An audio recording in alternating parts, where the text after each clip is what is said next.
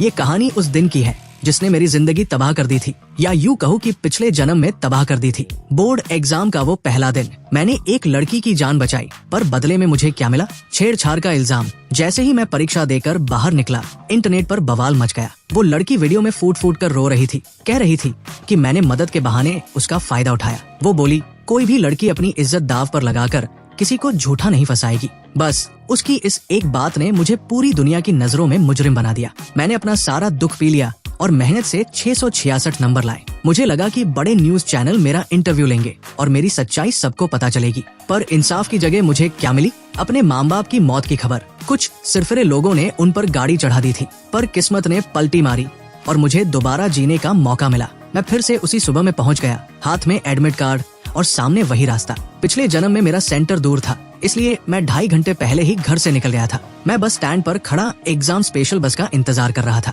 तभी बगल में खड़ी एक लड़की, वही जेंग्यू, अपना सीना पकड़कर अचानक जमीन पर गिर पड़ी। मेरी माँ नर्स है, उन्होंने मुझे CPR सिखाया था। मैंने बिना सोचे समझे उसकी जान बचाई, एम्बुलेंस का इंतजार किया और फिर भागते भागते सेंटर पहुंचा। पर जब एग्जाम देकर बाहर निकला और फोन चालू किया तो पैरों तले जमीन खिसक गई। जेंग्यू ने अस्पताल के बिस्तर से रोते हुए वीडियो डाल दिया था कि मैंने उसके बेहोशी का फायदा उठाया। वो पुराना बस स्टैंड था, कोई CCTV नहीं था, कोई गवाह नहीं था। सबने मुझे गालियां दी। मेरी माँ को अस्पताल में बेइज्जत किया गया। पापा की छोटी सी हॉटपॉट की दुकान तोड़फोड़ दी गई। मुझे लगा कि अच्छे नंबर लाऊंगा तो शायद दुनिया मेरी बात सुने, पर जिस दिन मेरा रिजल्ट आया उसी दिन जेंग्यू ने अस्पताल की छत से कूदकर जान दे दी। उसके घर वाले हमारे घर के बाहर 20 लाख के मुआवजे का बैनर लेकर बैठ गए। मेरे पापा जब सामान लेने निकले तो कुछ न्यूज वालों के चक्कर में उनकी गाड़ी का एक्सीडेंट हो गया और वो दोनों मुझे अकेला छोड़ गए। मैं बदहवास होकर घर पहुंचा तो सीढ़ियों पर तेल गिरा था। मेरा पैर फिसला और सिर सीधे कंक्रीट पर जा लगा। मरते मरते मैंने देखा कि सामने वाली पड़ोसी की बेटी मौली हाथ में तेल की कुप्पी लिए मुझे नफरत से देख रही थी। और अब मैं फिर से उसी सड़क पर हूँ। बस स्टैंड यहाँ से सिर्फ 50 मीटर दूर है। मोड़ मुड़ते ही मुझे जेंग्यू की परछाई दिख रही है, पर इस बार मैं उस तरफ देखूंगा भी नहीं। मैंने अपने कदम रोक लिए। दीवार के पीछे से झांक रहे एक छोटे से फूल को मैंने बड़े प्यार से तोड़ा और अपनी शर्ट के बटन में फंसा लिया। फिर बैग से ईयरफोन निकाले और इंग्लिश की ऐप चलाकर जोर जोर से वर्ड्स रटने लगा। ये सब फालतू लग रहा होगा ना, पर यही छोटी चीजें आज मेरी जान बचाएंगी। सड़क पर एक कंकड़ पड़ा था। मैं उसे फुटबॉल की तरह किक मारते हुए चलने लगा। कंकड़ एक खंभे से टकराकर नाली में जा गिरा। जेंग्यू बस आधे मीटर की दूरी पर थी। वो शराबियों की तरह लड़खड़ा रही थी, पर मैं तो पत्थर के पीछे नाली में कूद गया। झाड़ियों से मेरी आंखों पर खरोंच आई तो मैंने चश्मा उतारकर बैग में रख लिया। नाली सूखी थी। मैंने अपनी आस्तीनें ऊपर चढ़ाई और पत्थरों को साइज के हिसाब से सजाने लगा। धूप में वो पत्थर हीरे जैसे चमक रहे थे। मैंने बड़े चाव से उनकी फोटो खींची और स्टेटस डाल दिया। पिछले जन्म में इस वक्त मैं उसकी छाती दबाकर उसकी जान बचा रहा था और आज मैं यहाँ पत्थरों से खेल रहा हूँ। मैंने एक दिल के आकार का पत्थर उठाया, उसे टिश्यू पेपर से रगड़ रगड़ कर साफ किया और सूरज की रोशनी में ऊपर उठाकर जोर से चिल्लाया, हार्ट। मैं तो गाने भी गाने लगा। बिना चश्मे के मुझे सब धुंधला दिख रहा था, बस हरियाली नजर आ रही थी। तभी मोगरे के फूलों की खुशबू आई। लोहे की जाली के पीछे एक दादाजी पौधों को पानी दे रहे थे। उनके घर की छत पर लगा कैमरा सीधे मेरी तरफ था। मैंने हेडफोन हटाकर कहा, राम राम दादाजी, आपके मोगरे की खुशबू तो मोहल्ले भर में महक रही है। वो खुश हो गए, बोले, बेटा पेपर देने जा रहे हो? मैंने हाँ कहा। उन्होंने मुझे ढेर सारे सुंदर फूल तोड़कर दिए। इस सब में 10 मिनट और निकल गए। तभी कुछ आंटियां झोला लेकर बस स्टैंड की तरफ आती दिखी। मैं फूलों का गुच्छा लेकर उनके पीछे पीछे चलने लगा। एक आंटी ने मुड़कर पूछा, अरे बेटा, ये फूल कहाँ से लाए? मैंने मुस्कुराते हुए अपना चश्मा पहना और कहा, आंटी आपको पसंद है, ये लीजिए। मैंने सारे फूल उन्हें बांट दिए। जब हम बस स्टैंड पहुँचे, जेंग्यू कहीं नहीं दिखी। वो तो बस स्टैंड के पीछे झाड़ियों में गिरी पड़ी थी, जिसे विज्ञापन वाले बोर्ड ने ढक दिया था। किसी को कुछ पता नहीं चला। जैसे ही बस आई, मैं सबसे पीछे जाकर बैठ गया और फिर से कान में ईयरफोन ठूंस लिए। बस चलने ही वाली थी कि एक आंटी की नजर जेंग्यू के गिरे हुए फोन पर पड़ी। फिर उन्होंने उसे देखा और चीख निकल गई उनकी। वो बेचारी नीली पड़ चुकी थी, पर मैंने मुड़कर एक बार भी नहीं देखा। लोग कहेंगे कि मैं रास्ता बदल सकता था या टैक्सी ले लेता, पर क्यों? मैं उसे वही तड़पते देखना चाहता था जहाँ से उसने मुझे बर्बाद किया था। उसे लगने दो कि शायद कोई देवदूत आएगा और उसे बचा लेगा। पछतावा बुरे लोगों को करना चाहिए, मुझे नहीं। एग्जाम सेंटर पर मैं पूरे 20 मिनट पहले पहुंचा। कोई हड़बड़ी नहीं, कोई डर नहीं। पेपर एकदम झक्कास गया। घर आकर खाना खाया और चैन की नींद सोया। सोकर उठा तो फोन देखा। अभी तक न्यूज में कुछ नहीं आया था। पापा और मम्मी घर पर ही थे। मम्मी ने ठंडे पानी से मेरा मुंह पोंछा और बोली, बेटा सुना है आज सुबह बस स्टैंड पर किसी स्टूडेंट को हार्ट अटैक आ गया था, हमारे ही अस्पताल में भर्ती है। वो उसे हमारे ही अस्पताल के आईसीयू में भर्ती किया गया है, पता नहीं बचेगा या नहीं। पापा बोले, हाँ मैंने भी सुना, बड़ा अफसोस हुआ, इतनी कम उम्र और ऊपर से आज एग्जाम का दिन था। पर बेटे तुम ये सब मत सुनो, फालतू में डर जाओगे। मेरे मम्मी पापा कितने भोले और नेक दिल हैं। वो अब भी उस लड़की के लिए हमदर्दी जता रहे हैं कि बेचारा एग्जाम नहीं दे पाया। उन्हें क्या पता कि पिछली जिंदगी में इसी लड़की की वजह से हमारा पूरा परिवार खत्म हो गया था। पिछली बार उसने मुझ पर इल्जाम लगाया था कि मैंने उसे गलत तरीके से छुआ और मेरी मदद को बदतमीजी का नाम दिया था। शायद उसे अब ये आईसीयू वाला नतीजा ज्यादा पसंद आ रहा होगा। दोपहर के पेपर के लिए मेरा बस से जाने का बिल्कुल मन नहीं था। मैंने पापा से कहा, पापा आज आप अपनी स्कूटी से छोड़ दो ना, अपनों को एक बार खोने का गम क्या होता है ये मैं अच्छे से जानता था, इसलिए अब मैं उनके साथ बिताए हर पल को मुट्ठी में कैद कर लेना चाहता था। पापा ने स्कूटी के पीछे वाला सामान ढोने वाला करियर हटाया, सीट को कपड़े से रगड़ कर चमकाया और हंसते हुए बोले, अरे तू तो बाप से भी लंबा हो गया है, पैर कहाँ रखेगा। मेरी हाइट 6 फुट 3 इंच थी और पापा बेचारे मुश्किल से 5 फुट 6 इंच के। मैंने पीछे बैठते हुए उनके कंधों पर हाथ रखा। पापा एग्जाम खत्म होते ही हम सब दादा दादी के पास गांव चलेंगे, ठीक है। पापा ने धीरे से एक्सीलरेटर घुमाया। अभी कैसे जा सकते हैं, तेरी कॉलेज की पढ़ाई है, फिर तेरे लिए घर खरीदने के लिए पैसे भी तो जोड़ने हैं। मैंने अपना सिर उनके चौड़े कंधे पर टिका दिया। पैसे तो कभी भी कमा लेंगे पापा, पर ये छुट्टियां फिर नहीं आएंगी। 3 साल हो गए हम सब साथ में गाँव नहीं गए। पढ़ाई के चक्कर में हम हमेशा अलग अलग ही गाँव जाते थे। पापा थोड़े हिचकिचाए तो मैंने अपना आखिरी हथियार निकाला, उन्हें हिलाने लगा बचपन की तरह। 18 साल का इतना लंबा लड़का जब छोटे बच्चे की तरह जिद करे तो बाप पिघल ही जाता है। अरे ओए सीधा बैठ, गिराएगा क्या। पापा खिलखिला कर हंसे। ठीक है भाई, कल का माल उतर गया है, बस 1 दिन और दुकान खोलूंगा, फिर परसों सीधे गाँव, वही तेरा रिजल्ट देखेंगे, दादा दादी भी खुश हो जाएंगे। एग्जाम सेंटर पहुंचकर जब मैंने पीछे मुड़कर देखा, पापा अपनी स्कूटी थामे बड़े प्यार से मुझे देख रहे थे। मेरी आंखें भर आई। मैंने मुक्का दिखाकर उन्हें ऑल द बेस्ट कहा और अंदर चला गया। पेपर एकदम जबरदस्त हुआ। आखिर मैं अपने स्कूल का टॉपर जो था। अगर ज़ेंग्यू वाला कांड न होता तो मेरा भविष्य कितना सुनहरा होता। शाम को पापा फिर लेने आए। हांग थका तो नहीं, भूख लगी है, पानी पिए जा। उन्होंने थर्मस से पानी पिलाया। मैंने अंगड़ाई ली और कहा, पापा बस अब सोना है। पिछले जन्म में उस हादसे के बाद मैं एक रात चैन से नहीं सोया था। आज तो नींद जैसे आंखों पर चढ़ी जा रही थी। घर पहुंचा, मम्मी नाइट शिफ्ट पर थी। पापा खाना बनाने लगे और मैं नहाकर कमरे में आ गया। इंटरनेट पर अभी भी सन्नाटा था। ज़ेंग्यू की हालत बहुत खराब थी, पर मुझे पता था कि उसके घर वाले कितनी बड़ी आफत है। असली ड्रामा तो अब शुरू होगा। वैसे ज़ेंग्यू मेरी जूनियर हाई स्कूल की क्लास में थी, पर मुझे उसका चेहरा तक याद नहीं था।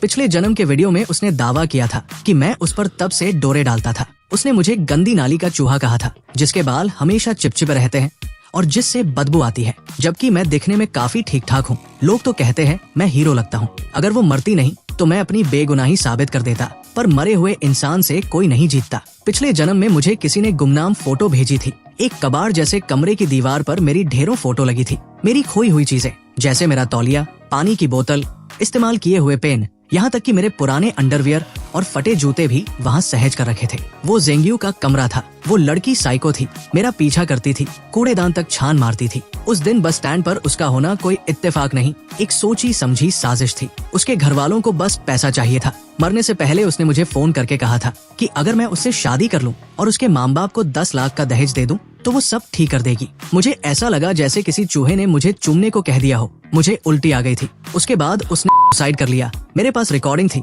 पर दुनिया ने कहा मरने वाला झूठ नहीं बोलता। पर एक सवाल अभी भी था, उसे कैसे पता था कि मैं उसी बस स्टैंड पर आऊंगा। तभी मुझे याद आया, मरते वक्त मैंने अपनी पड़ोसी मौली को देखा था। मौली और मैं साथ ही पढ़ते थे, पर हमारे घरों में कभी बातचीत नहीं होती थी। उसके माँ बाप टीचर थे और बड़े सख्त थे। उसकी जिंदगी का एक एक मिनट उनके हिसाब से चलता था। अक्सर हमारे कमरे की दीवार के पीछे से उनके चिल्लाने की आवाज आती थी, गधी है तू, उस पड़ोस के चाट बेचने वाले के लड़के से कुछ सीख। मेरे पापा ने पहले चाट का ठेला लगाया था, फिर मेहनत से दुकान खोली। वो लोग हमें नीचा समझते थे, पर मैं पढ़ाई में हमेशा नंबर बनाता था, जिससे मौली को मुझसे नफरत होने लगी थी। अगले दिन के पेपर के बाद मैंने दोस्तों के साथ पार्टी का बहाना बनाया और गुपचुप 3 छोटे हिडन कैमरे खरीद लाया। मुझे अपनी ताकत पर भरोसा था, पर इन लोगों की चालबाजियों से बचने के लिए सबूत जरूरी थे। एक कैमरा मैंने घर के पुराने लोहे के दरवाजे के पीछे शुभ लाभ के स्टिकर के नीचे छिपा दिया, दूसरा घर के अंदर और तीसरा अपने कमरे की खिड़की के पर्दे के ऊपर, जहाँ से मौली के कमरे का 2/3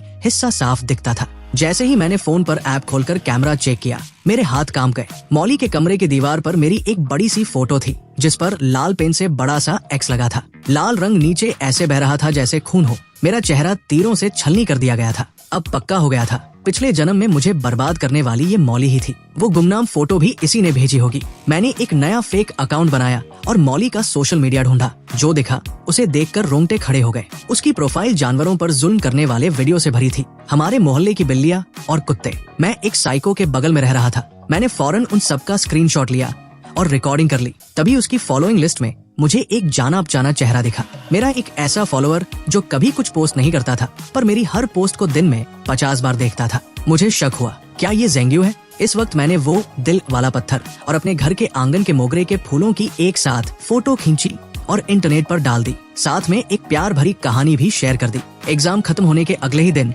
मम्मी ने अपनी 15 दिन की छुट्टी ले ली। पापा ने दुकान पर ताला जड़ा और हम तीनों सीधे अपने गांव निकल गए। जब गांव वालों ने गले लगाया तब जाकर कलेजे को ठंडक मिली। पिछले जन्म का वो सारा डर और तनाव जैसे कहीं गायब हो गया। मैं अपने छोटे भाइयों और कुत्ते के साथ खेतों में पागलों की तरह दौड़ता खेलता, पर मेरी नजर अभी भी ज़ेंग्यू की खबरों पर थी। उम्मीद के मुताबिक आईसीयू में 6 दिन रहने के बाद उसे होश आ गया और बिल्कुल पिछले जन्म की तरह उसने इंटरनेट पर रोना धोना शुरू कर दिया। उसने बस स्टैंड पर मौजूद उन 7 आंटियों, बस ड्राइवर और मुझ पर इल्जाम लगाया कि हमने उसे मरते हुए छोड़ दिया। उसकी हालत सच में तरस खाने लायक थी। दिल का दौरा पड़ने और इलाज मिलने के बीच 40 मिनट का गैप हो गया था, जिससे उसके शरीर की बैंड बस चुकी थी। अब उसे जरा सा भी झटका लगता तो उसकी जान जा सकती थी। दिमाग की कोशिकाओं को गहरा नुकसान पहुंचा था और ऑक्सीजन की कमी से उसकी किडनियां फेल हो गई थी। अब वो पूरी जिंदगी डायलिसिस के भरोसे थी। वो 18 साल की थी, एग्जाम देने निकली थी। उसके साथ बुरा हुआ, ये सच है। पर क्या इसका मतलब यह है कि हम सब उसकी बर्बादी का बिल भरें?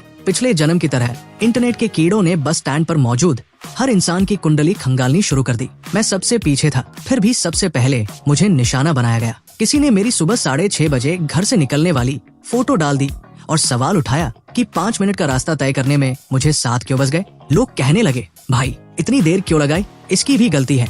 वाह भाई, गलती है की भी हद होती है। पर इस बार मैं कच्चा खिलाड़ी नहीं था। मैंने रास्ते भर जो फोटो खींची थी और छेप कर 50 मिनट पर जो पत्थर वाला स्टेटस डाला था, वो सब सबूत थे। पापा ने उस मोगरे वाले दादाजी से बात की जो हमारे पुराने कस्टमर थे। दादाजी ने अपने घर के सीसीटीवी की फुटेज दे दी। उसमें साफ दिख रहा था कि 7 बजे तक तो मैं उनसे बातें कर रहा था और फूल तोड़ रहा था। मोड़ की वजह से मुझे बस स्टैंड दिख ही नहीं रहा था। ऊपर से मैंने चश्मा भी नहीं पहना था। बाकी पड़ोसियों के कैमरों ने भी साबित कर दिया कि मैं वही था। बस के कैमरे ने दिखा दिया कि मैं बस स्टैंड पर पैर रखने से पहले ही गाड़ी में चढ़ गया था। मेरा ज़ेंग्यू से आमना सामना हुआ ही नहीं। जब इतने पक्के सबूत सामने आए तो लोगों की सहानुभूति मेरी तरफ मुड़ गई। मैं तो एक सीधा साधा स्टूडेंट था जिसे बेवजह घसीटा जा रहा था। और वो आंटिया, भाई साहब, वो तो प्रोफेशनल फाइटर निकली। जैसे ही ज़ेंग परिवार ने उन पर इल्जाम लगाया, आंटियों ने सीधा उन पर मानहानि का केस ठोक दिया। खासकर वो बॉबकट वाली आंटी, वो तो पूरे शहर की दबंग थी। उन्होंने ज़ेंग परिवार की ऐसी तैसी कर दी।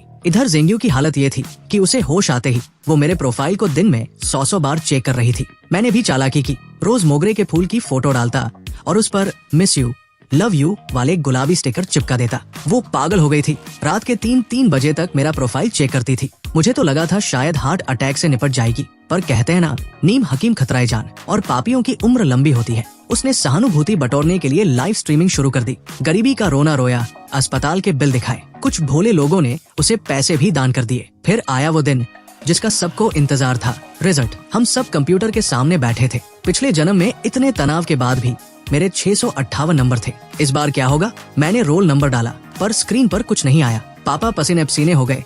दादाजी को लगा गांव का इंटरनेट खराब है। मैंने धीरे से दादाजी का हाथ पकड़ा और मुस्कुराते हुए कहा, दादाजी, टॉप 50 बच्चों के नंबर सीधे स्क्रीन पर नहीं दिखाए जाते। मम्मी पापा को बात समझ आई और वो पागलों की तरह नाचने लगे। पूरे मोहल्ले और गांव को पता चल गया कि कुछ बड़ा हुआ है। दादाजी की तो आंखों से आंसू ही नहीं रुक रहे थे। उन्होंने पापा को डांटा, अरे ओ बुद्धू, खड़ा क्या है? जा शहर से मीट मछली और मिठाई मंगवा, पूरे गांव को दावत देंगे। तभी पापा का फोन बजा। नंबर देखते ही मेरी चीख निकल गई। पापा, ये तो टॉप यूनिवर्सिटी वालों का फोन है। पापा के हाथ कांप रहे थे, फोन ही नहीं उठा पा रहे थे। दादाजी ने फोन छीना और बड़े टशन में बोले, हेलो, हाँ, मैं उसका दादा बोल रहा हूँ। जी, बहुत शुक्रिया। पापा और मम्मी ने कान लगा रखा था, पर दादाजी ने उन्हें पास नहीं आने दिया। फोन कटा तो दादाजी और पापा दोनों रो पड़े। बेटा, तूने तो कमाल कर दिया। तेरे 708 नंबर आए हैं, तू पूरे स्टेट का टॉपर है। बस फिर क्या था, टीवी वाले गांव पहुंच गए, मेरा इंटरव्यू हुआ, पूरे देश में मेरा नाम छा गया। जो लोग पहले जेंग्यू की बातों में आकर मुझे कोस रहे थे,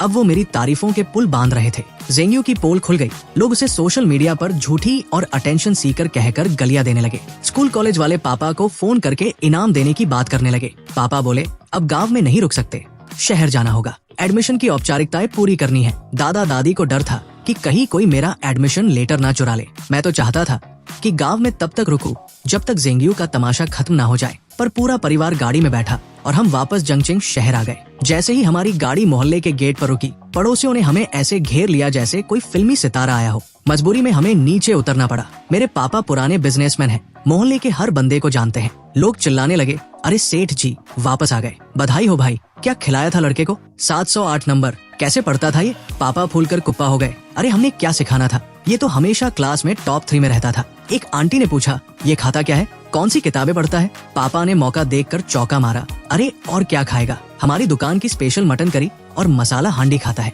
एकदम असली मसालों वाली, दिमाग तेज और पेट ठंडा। पापा ने मुझे आगे कर दिया, मैं भी जानबूझकर पंजों पर खड़ा हो गया ताकि अपनी 6 फुट से ज्यादा की हाइट दिखा सकूं। आंटियां मुझे ऊपर नीचे से देखने लगी, कोई सिर पर हाथ रख रही थी तो कोई गाल खींच रही थी। सब कह रहे थे कितना सुदर्शन लड़का है, खानदानी शक्ल है इसकी। सब अपनी औलादों के लिए मेरा आशीर्वाद चाह रहे थे। बड़ी मुश्किल से पीछा छुड़ाकर घर की तरफ भागा तो पापा ने चाबियों का गुच्छा मेरी तरफ उछाला और बोले, जल्दी जा दुकान खोल और साफ सफाई कर, मैं माल लेकर आता हूँ। तेरी कॉलेज की फीस भी तो निकालनी है। पापा को अभी भी अपने टॉपर बेटे की डिमांड का अंदाजा नहीं था। मैं और मम्मी अभी दुकान झाड़ ही रहे थे कि पूरा मोहल्ला दुकान पर टूट पड़ा। पड़ोसियों ने तो मम्मी को सलाह दे दी कि दुकान का नाम सेठ जी की दुकान से बदलकर टॉपर की दुकान रख दो। तभी मेरे स्कूल के दोस्त भी पहुंच गए। सबका रिजल्ट अच्छा आया था। वो कहते हैं ना, चढ़ते सूरज को सब सलाम करते हैं। आज वही लोग मेरी आरती उतार रहे थे जो पिछले जन्म में मुझ पर सड़े हुए अंडे और कचरा फेंक रहे थे। रात के 12 बजे तक दुकान पर इतनी भीड़ रही कि सारा सामान खत्म हो गया। पूरे बाजार की रौनक लौट आई थी। नुक्कड़ वाली फूल वाली आंटी ने हमें एक बड़ा सा बुके दिया, सूरजमुखी, गुलाब और मोगरा। हम तीनों हाथ में हाथ डाले घर की तरफ चल दिए। मम्मी पापा आगे चल रहे थे और मैं गुलाब के फूलों के पीछे छिपकर एक सेल्फी ले रहा था। जैसे ही हम घर के दरवाजे पर पहुँचे, सामने वाला दरवाजा खुला। मौली के मम्मी पापा बाहर निकले। उनके चेहरे पर एक बनावटी और चापलूसी भरी मुस्कान थी। अरे सेठ जी, बड़ी देर कर दी आज। पापा ने मुस्कुराकर जवाब दिया, हाँ भाई, आज धंधा जरा चोखा था। बस इतनी सी बात हुई और हम अपने अपने घर में घुस गए। मैं सीधा नहाने गया और कमरे में आते ही फोन चेक किया। वही हुआ जिसका मुझे इंतजार था। जेंग्यू मेरा प्रोफाइल देख रही थी। मेरा अकाउंट असली नाम से था और कई दोस्तों ने उस पर कमेंट किया था कि भाई क्या चक्कर है, प्यार व्यार हो गया क्या? मैंने किसी को मना नहीं किया। तभी मैंने अपने कमरे के कैमरे की लाइव फीड देखी और मेरी चीख निकल गई। मम्मी भागती हुई आई। क्या हुआ बेटा? स्क्रीन पर दिख रहा था कि मौली दीवार से कान लगाकर हमारी बातें सुन रही थी। मैंने झट से फोन तकिए के नीचे छिपाया और हाथ में चार्जर लेकर बैठ गया। कुछ नहीं मम्मी, बस ये चार्जर पैर पर गिर गया था। मम्मी ने लाड जताया और चली गई। उनके जाते ही मैंने ईयरफोन लगाए। मौली अभी भी दीवार से चिपकी थी। उसकी आंखें मेरी खिड़की पर गड़ी थी। उसके बिखरे हुए काले बाल किसी चुड़ैल जैसे लग रहे थे। जब उसे लगा कि मेरे कमरे से कोई आवाज नहीं आ रही तो वो पागल हो गई। उसने हाथ में एक नुकीली चीज उठाई और बिस्तर के पीछे लगी मेरी फोटो को पागलों की तरह गोदने लगी। अगर मैं उसके सामने होता तो वो मुझे 100 बार चाकू मार देती। मैंने अपनी अलमारी से कसरत करने वाला ग्रिपर निकाला और प्रैक्टिस करने लगा। साथ ही पिछले कुछ दिनों की रिकॉर्डिंग देखी। पता चला कि एग्जाम खत्म होने के बाद मौली के माँ बाप ने उसे जबरदस्ती फिर से पूरा पेपर हल करवाया था। रात के 2 बजे तक वो उसे टॉर्चर करते रहे। अगले दिन उसे बहुत पीटा गया क्योंकि उसके नंबर कम आए थे। 600 नंबर लाने वाली लड़की 490 पर अटक गई थी। उसे खाना तक नहीं दिया गया। वो रात भर मेरी खिड़की के बाहर किसी साई की तरह खड़ी रही। बहुत खौफनाक नजारा था, पर पिछले जन्म में जो मेरे परिवार के साथ हुआ उसके सामने ये कुछ भी नहीं था। मैंने जानबूझकर खिड़की का पर्दा थोड़ा खुला छोड़ा और दीवार के सहारे लगकर एक सेल्फी ली। फोटो में मेरा साइड फेस और मौली के कमरे की वो खौफनाक दीवार एक डरावनी फिल्म के पोस्टर जैसी लग रही थी। मैंने उसे पोस्ट कर दिया और ओनली मी सेटिंग कर दी। जेंग्यू 1 सेकंड में ऑनलाइन आ गई। मैंने फोटो ऐसी सेट की थी कि वो ना तो स्क्रीनशॉट ले सके और ना ही रिकॉर्ड, बस उसके सन की दिमाग पर गहरी छाप छोड़ जाए। इसके बाद मैंने एक गाना शेयर किया, वही गाना जो मौली को बहुत पसंद था। अगले 1 हफ्ते तक मैंने यही ड्रामा जारी रखा। जेंग्यू पागलों की तरह रात रात भर मेरा प्रोफाइल चेक करती रही। जेंग्यू के अस्पताल से डिस्चार्ज होने से 1 दिन पहले स्कूल के ग्रुप पर लोग उससे मिलने जाने की बात करने लगे। एक दोस्त ने मुझे भी बुलाया, पर मैंने सीधा ग्रुप छोड़ दिया और उन सबको ब्लॉक कर दिया। जेंग्यू ने मुझ पर झूठा इल्जाम लगाया था और ये महात्मा लोग उसके पास फल लेकर जा रहे थे। डिस्चार्ज वाले दिन हम फिर से गांव के लिए निकल गए। मम्मी ने बताया कि मौली की माँ मेरे पुराने नोट्स मांगने आई थी, क्योंकि मौली को फिर से तैयारी करनी थी। मम्मी ने सीधे मुंह बोल दिया कि नोट्स तो हमने किसी और को दे दिए। सही किया मम्मी ने।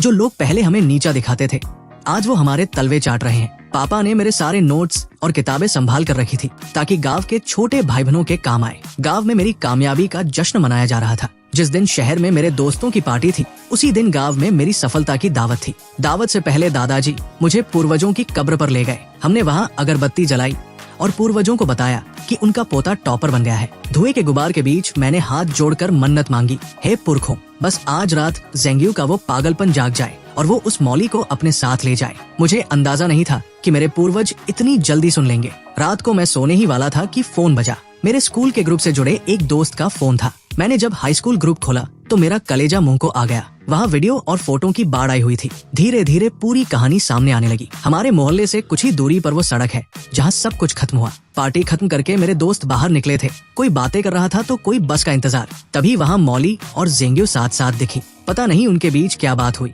पर अचानक दोनों में जोरदार बहस शुरू हो गई। दोस्तों ने बताया कि बहस इस बात पर थी कि जिस दिन जेंग्यू को हार्ट अटैक आया था, वो मौली से फोन पर बात कर रही थी और मौली ने उसे कुछ ऐसा कह दिया था जिससे उसे सदमा लगा। दोनों जानी दुश्मन की तरह सड़क पर ही गुत्थम गुत्ता हो गई। उसी वक्त एक तेज रफ्तार रेत से भरा ट्रक वहाँ से गुजरा। जेंग्यू ने अपना सारा जोर लगाया और मौली को ट्रक के सामने धकेल दिया, पर मौली भी कम खिलाड़ी नहीं थी। उसने मरते मरते जेंग्यू का हाथ पकड़ लिया और उसे भी अपने साथ खींच लिया। दोनों ट्रक के पिछले पहियों के नीचे आ गई। जेंग्यू की मौके पर ही मौत हो गई और मौली के दोनों पैर कट गए। उसका शरीर सड़क पर बुरी तरह रगड़ गया था। ये मंजर बिल्कुल वैसा ही था जैसा पिछले जन्म में मेरे माँ बाप के साथ हुआ था। मौके पर मौजूद मेरे दोस्त बदहवास हो गए। कोई रो रहा था तो कोई उल्टियाँ कर रहा था। जब मैं ये खबर सुनी तो मैं रजाई में मुंह छिपाकर पागलों की तरह हंसा। मेरी आंखों से आंसू निकल आए, पर वो खुशी के थे। मौली को 2 दिन बाद होश आया। उसके कूल्हे के नीचे का हिस्सा काटना पड़ा था और उसकी खाल इतनी छिल गई थी कि डॉक्टरों को उस पर मछली की खाल लगानी पड़ी।